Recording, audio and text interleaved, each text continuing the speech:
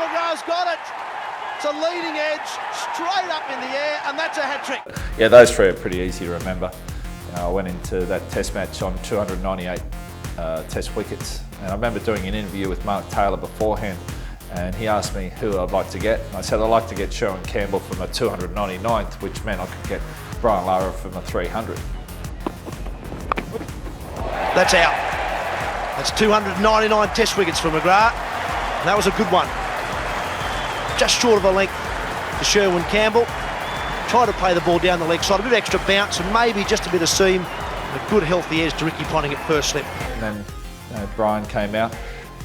And just normal ball, I bowled to Brian, pitch about middle leg, and just sort of go across him, seam across him off the wicket. He edged it to full slip or second gully, sort of somewhere around that region where Stewie McGill was fielding for some reason. McGill, after jogging about 10 times, hung onto it. I think Glenn McGrath probably sat down this morning and wrote the script and said, 300, Brian Lara, here we go. I got first ball, I got a big chance, good new ball. He can sniff it, pitch. Gone! First ball, Glenn McGrath, there's 300. The perfect scenario. To get my 300th wicket is something pretty special, but for it to be someone like Brian Lara, I think makes it that much more special. The third Australian to take 300 test wickets in his career.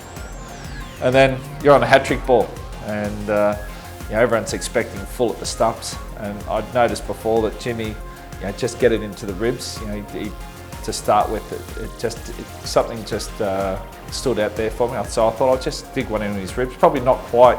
It was probably a little bit fuller than I wanted it to be. I wanted it to be a little bit shorter, but he just popped it straight up to JL, who took a catch, threw it in the air. He runs back and he jumps in my arms. I remember, catching him, and then slats come over the top, and so another special memory there. It's facing a hat-trick. It's out. Got it. Glenn McGrath's got it. It's a leading edge, straight up in the air, and that's a hat-trick. Well, he wasn't on 300 test wickets for long, Glenn McGrath. A simple leading edge, Justin Langer the catcher, and that's 301. But I think Tubby did the interview, replayed the interview straight after, saying that I predicted getting Sherwin out and then following it up with Brian. But I thought it might be a little bit arrogant to then say I'll get Jimmy for the hat-trick, so I left that one alone. What about this for a script? 300 wickets, a hat-trick, unbelievable stuff.